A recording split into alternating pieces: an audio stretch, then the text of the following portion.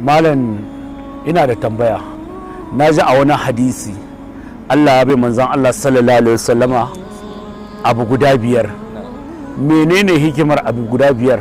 Menene wannan abu guda biyar da Allah ya bai manzon Allah sallallahu alaihi wasallama? Hikimar biyar, Malam Ibrahim, ita wannan biyar sirrin ta ba dan karami bane, wanda na ji daɗi da kai mun tambaya akan wannan biyar din da aka ba manzon Allah.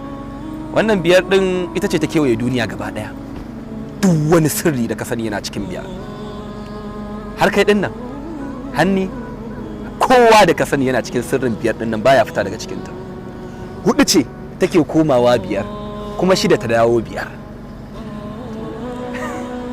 Mai tambaya zai tambaya ya za a yi hudu ta koma biyar kuma shida ta dawo biyar.